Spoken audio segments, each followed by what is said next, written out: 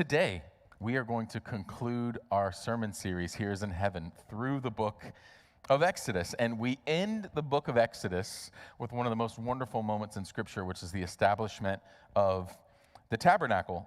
But the thing is, the final chapter of Exodus is not the conclusion of the Israelites' story. As a matter of fact, it's the next 3 books of the Bible we see they're wandering through the wilderness before they actually enter into the promised land. But even beyond that, the story of God's people and their deliverance from slavery is not isolated to these few books in the Old Testament. This story of deliverance is our story.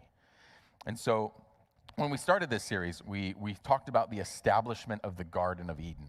And we talked about like this was a place where God dwelt with man, right? Adam and God dwelt together. They walked through the coolness of the day. They had fellowship and intimacy. They spent time dwelling together. And it wasn't until Adam and Eve ate from the tree of the knowledge of good and evil that they were cast out. But why were they cast out? Because they simply ate from this tree? No. For one, there is something about blatant disobedience.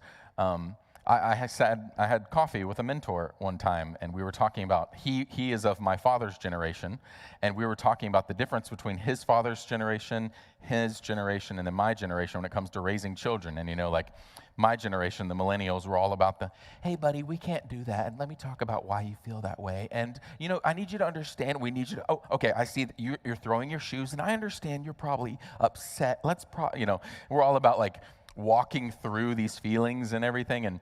And he told me, he's like, yeah, that's good. And I think there's something good about being intimate with your child and like explaining things. But there's also something about like, because I said so. Because like, there doesn't need to be an explanation every single time. And yes, we have human fathers and mothers who are flawed, but we have a heavenly Father who is perfect. And sometimes when God asks you to do something, you just need to do it. Be quick to obey and you'll be okay. So there's something about just being outwardly obedient. But the second thing about them eating from the tree is that the tree of knowledge of good and evil represents this taking of authority to do what is right in our own eyes. It's this act that we know better than God. And so Adam and Eve were not fully aware of the consequences of their sin, right, of eating from the tree. God told them, don't do it or you will die. And so I think they had a concept of like, probably going to die. But they did not understand the depths and the brevity of the damage that they would do by disobeying the Lord. But unfortunately, there was an adversary in the garden. There was a deceiver, there was a serpent. And in Hebrew, he is called the Satan. Because in Hebrew, Satan is not a name. It's like as much as we call him Satan and talk about him as if that was his name, Satan is actually a title. In Hebrew, it just means the adversary, the one who is against you.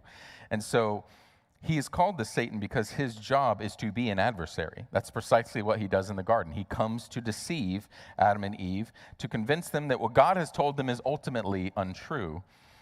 His job was to convince them that the reality is that God was warning them not to eat from the tree out of a place of jealousy. That God didn't want them to eat from the tree because he was afraid they would become like him. Satan's role in Adam and Eve's life, in your life, and in my life is to deceive in every way possible. As God gives us knowledge through his word and intimacy through his spirit and guidance through both, Satan will seek to slither in from the darkness and say, did God really say that though? Like, is that really what he meant? Oh, you're not going to die. God just doesn't want you to be like him. When I was a senior in high school, I was an absolute nightmare of a person. You would not have wanted to be friends with me. And my second semester of my senior year, the last class of the day, so my last class of high school was pottery. And honestly, super fun. Loved pottery class. But it was me, my best friend Nick, Nick's little brother Patrick, and Nick's best friend Zach. And all of us had that class together, which was amazing for us and an absolute hellscape for my pottery teacher. We were extremely sarcastic. We made lots of inappropriate jokes. We would make pottery and hide inappropriate images. I'll just let you use your imagination. And then we would have them fired and set in the drying room or whatever. And then if some snitch would come along and tell on us, and we'd have to destroy it or whatever. But We were just not the best people to my pottery teacher, who was like Mother Teresa. She was extremely patient and kind and forgiving. And even when we did make pottery in the shapes of certain objects, she was still like, now, boys, like that's probably not the best thing to do. And she would even give us a good grade because she's like, I mean, your craftsmanship, pretty good. But then she would have us destroy it. And one day, my pottery teacher needed some paper towels from the supply closet, and my best friend Nick and I said, oh, we would love to go. And due to some lapse of judgment on her part, let us.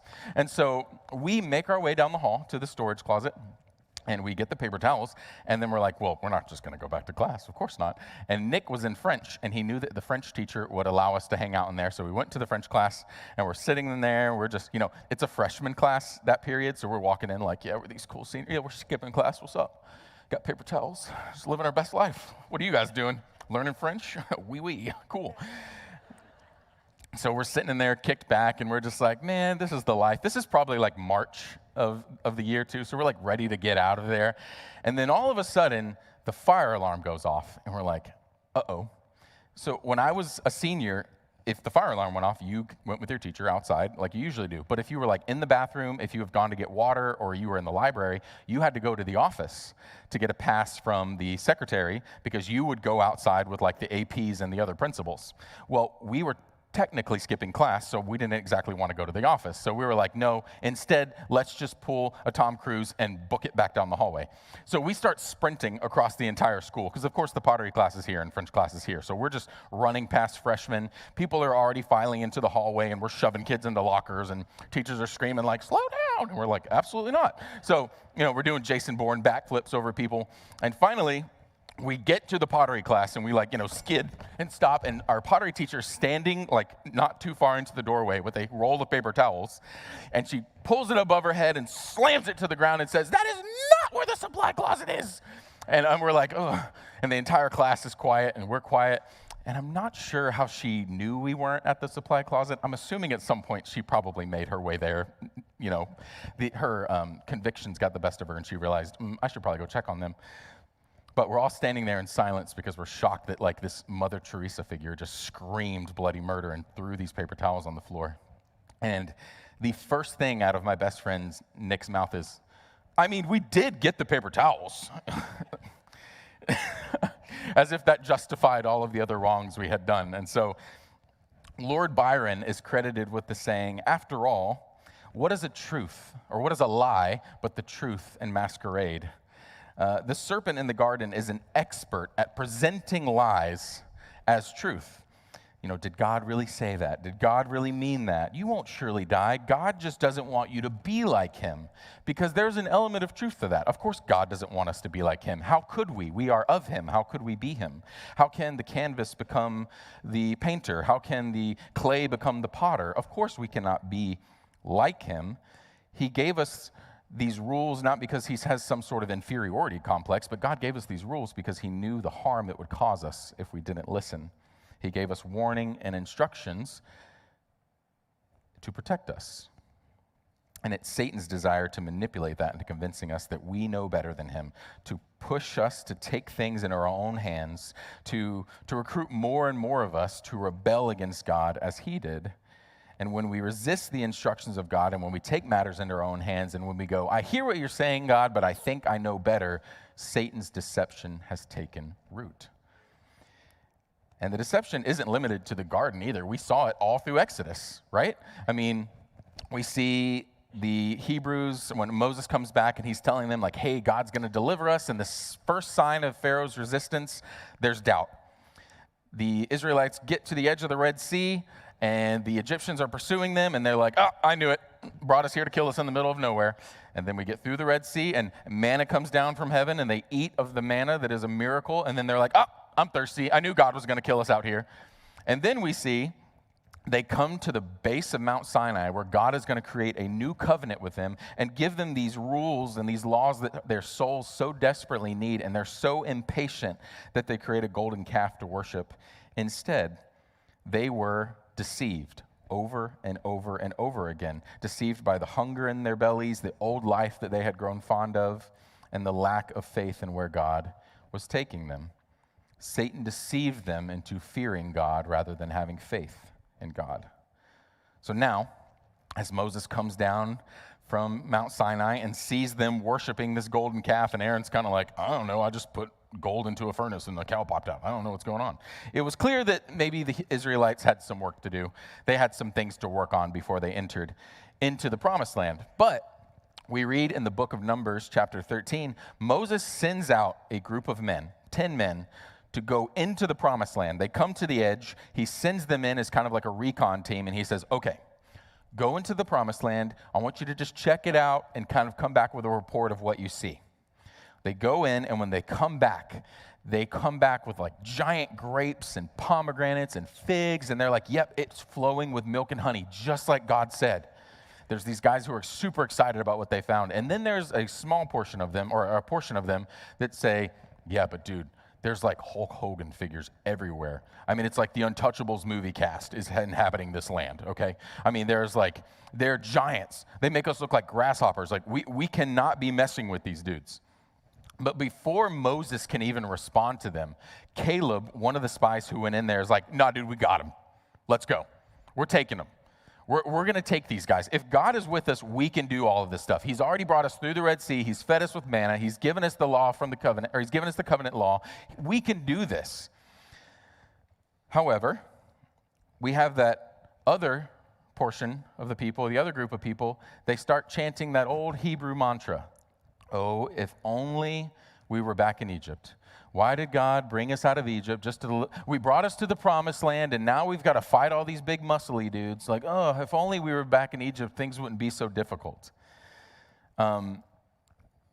Another job I used to have is I worked at a server at Red Lobster.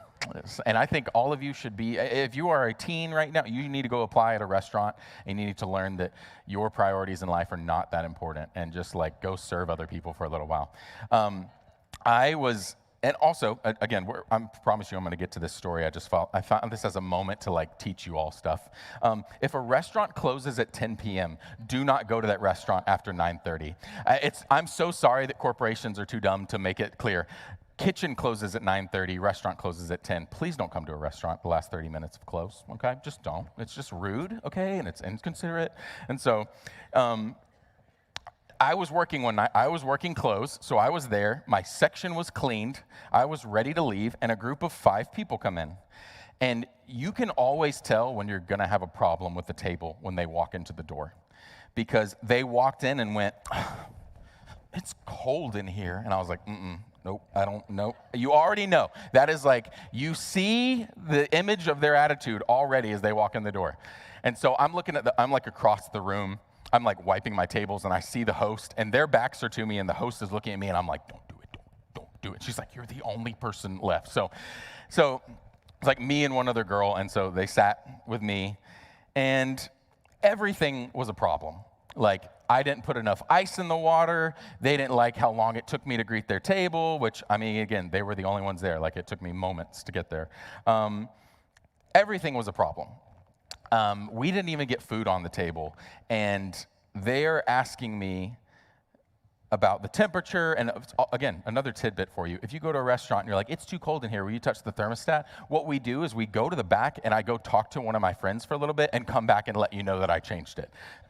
And so we're doing that whole dance and everything. And finally, there's a gentleman at the table who, I don't want to stereotype him, but I want to give you a clear understanding.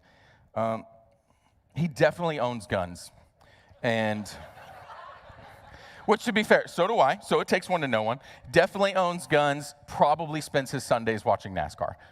So just let that be the picture. And he asked me, he goes, I've never had a dirty martini, and I kind of want to try one. And I go, oh, okay. What is your drink of choice usually? He goes, well, Budweiser. And I went, okay.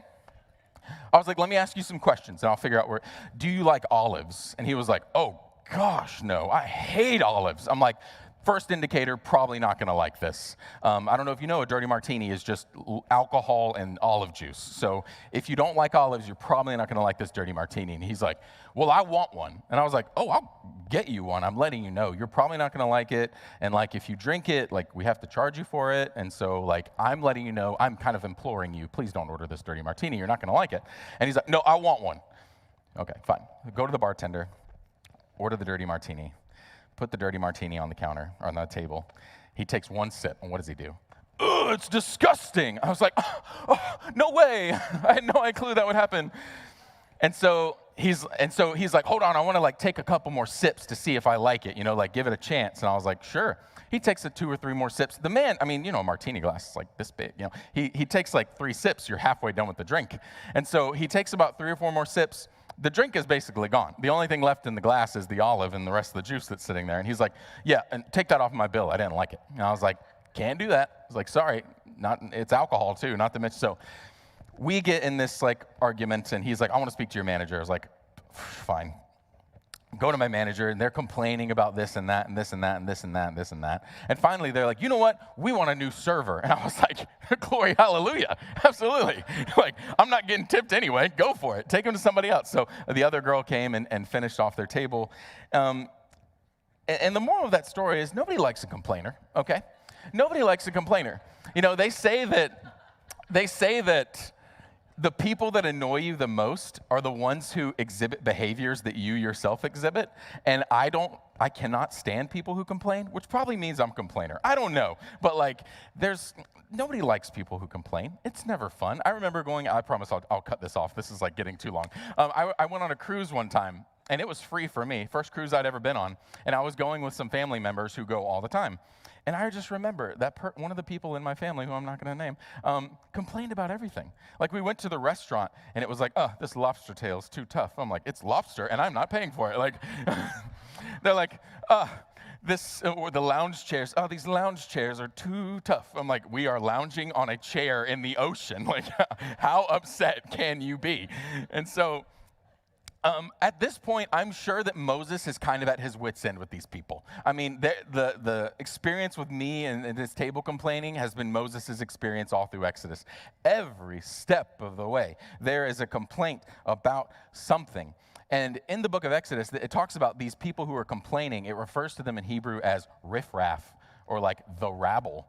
It's this group of people who theorized, it's like as the Israelites left Egypt, there were a group of Egyptians who were like, they want to get while the getting's good. And so a small group of Egyptians also left with them, but they complained the entire time. They didn't have the same faith in God that the rest of them did. And so you hear it all along the way. They walked through the Red Sea. So humid. Did you see what it did to my hair? The manna comes down from the sky, and they're like, I don't like the taste anymore. It makes my tummy feel funny. Moses is taking too long on the mountain. I really want to get a move on. Oh, God brings us to the promised land. I really don't want to have to fight anybody right now. Can we just go back to Egypt? So we've got this complaining group constantly over and over again whining. And as the spies come back and give this positive report to Moses, and then you hear that rabble start to complain, we see the response of the faithful in Numbers 14, 5 through 12. It says, then Moses and Aaron fell down on the ground before the whole community. 2 of the men who had explored the land, Joshua and Caleb, tore their clothing, which is just a sign of grief. Like, they're so upset. They're so upset that the people could be complaining right now. They said that all the people of Israel, the land we have traveled through and explored is a wonderful land. And if the Lord is pleased with us, he will bring us safely into that land and give it to us. It is a rich land flowing with milk and honey. Do not rebel against the Lord, and do not be afraid of the people of that land. They are only helpless prey to us. Love that attitude. So good. They have no protection, but the Lord is with us. Do not be afraid of them. But the whole community began to talk about stoning Joshua and Caleb. Notice at first it was just a small rabble of people.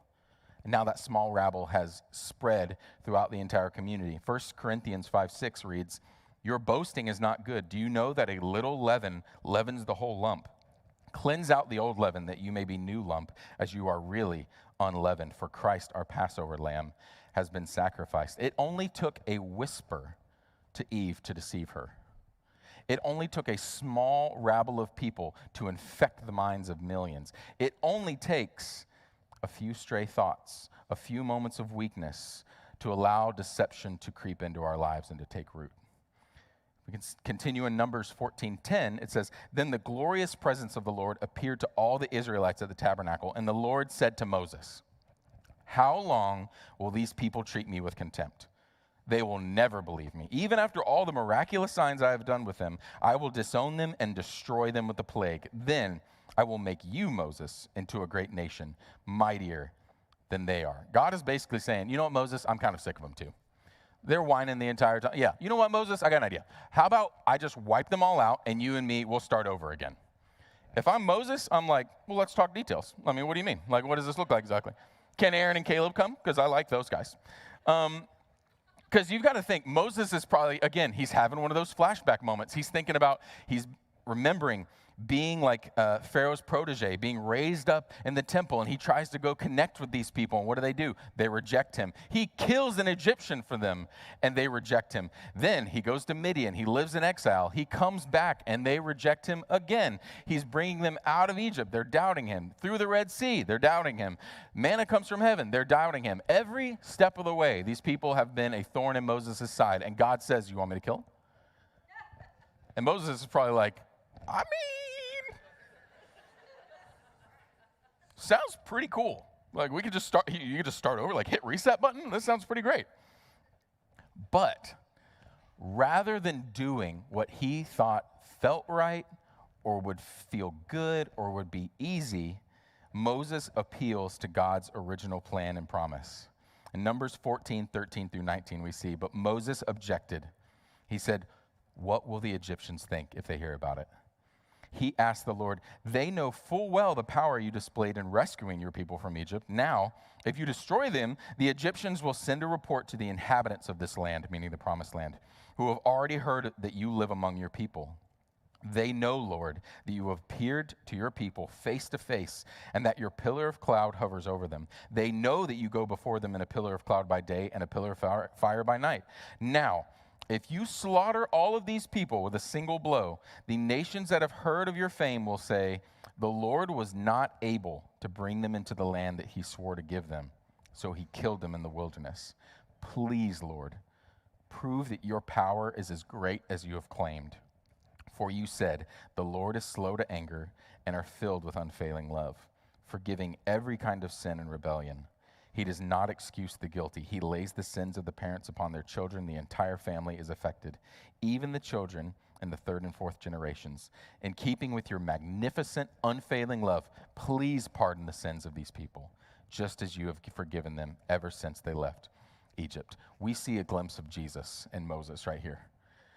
Moses is going, ooh, it would feel so good to kill all of you right now. It would feel so good for all of you to be away from me and for me to just move on, and it's just me and God skipping through the desert, living our best life.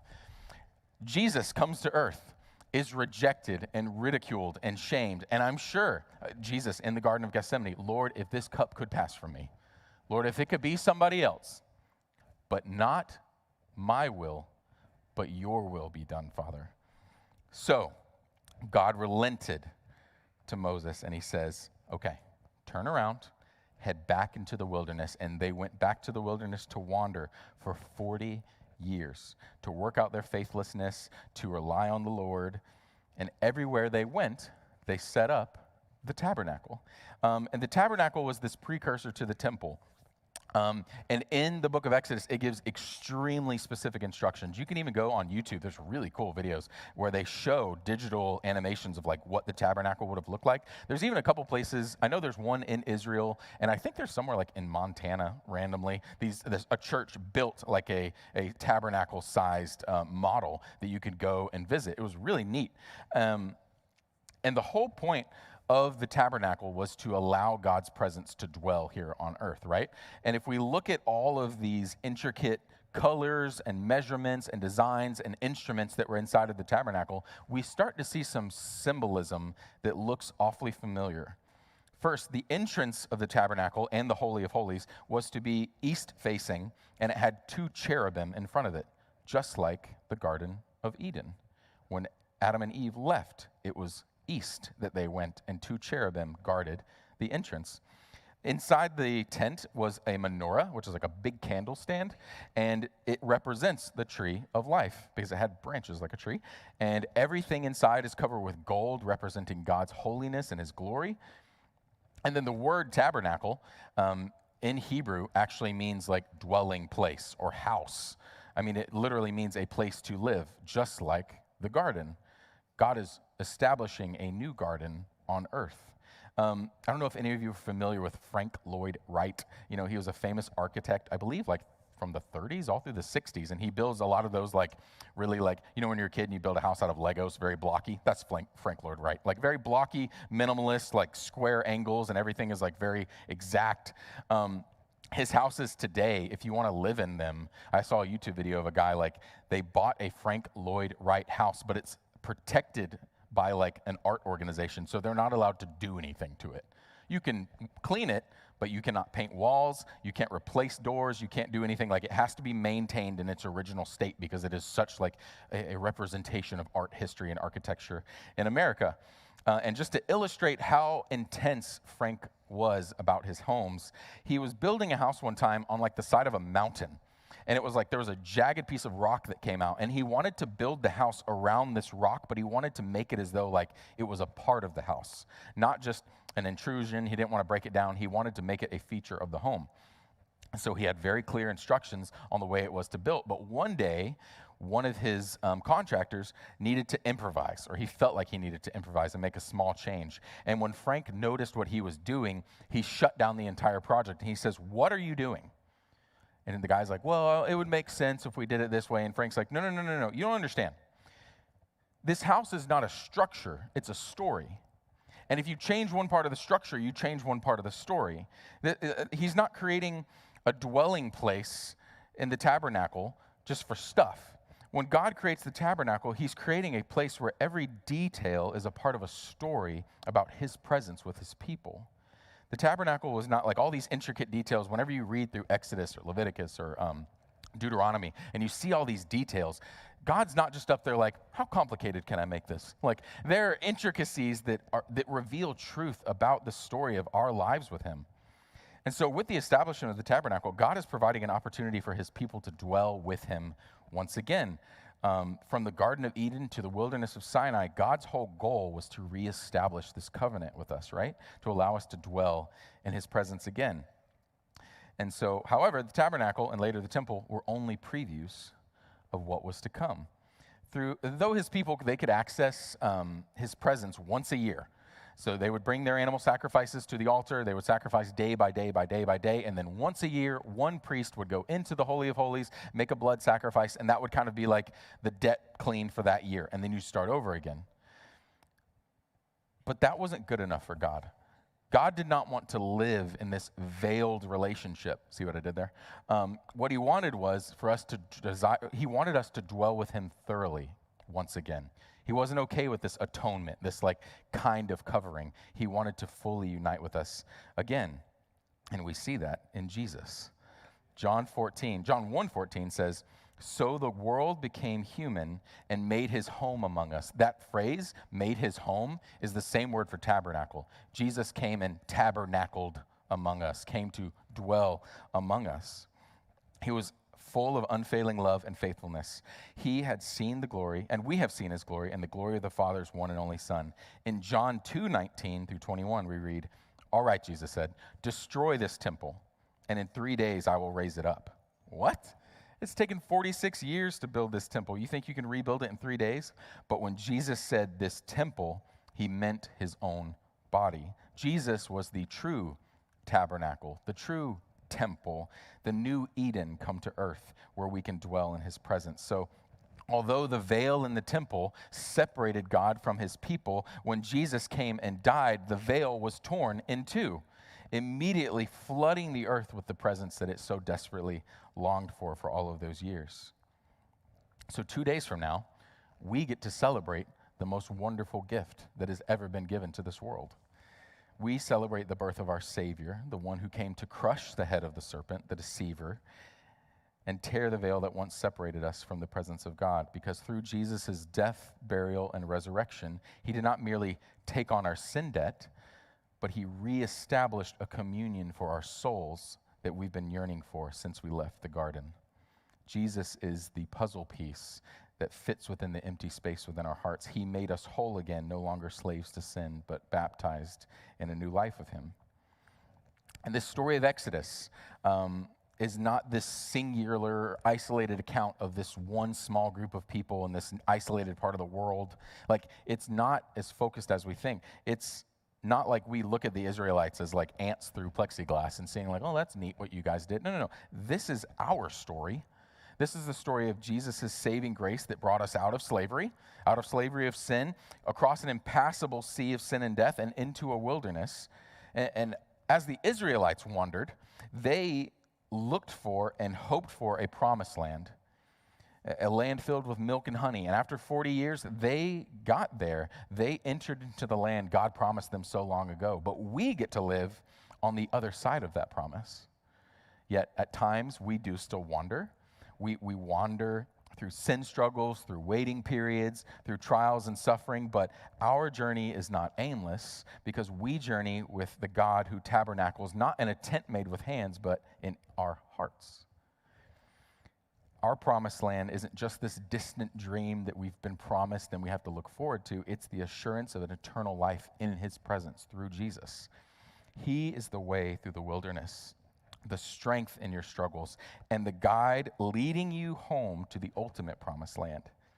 So, as we look forward to Christmas in a couple days, fix your eyes on him, for in his presence, every step of the journey transforms into a glimpse of heaven.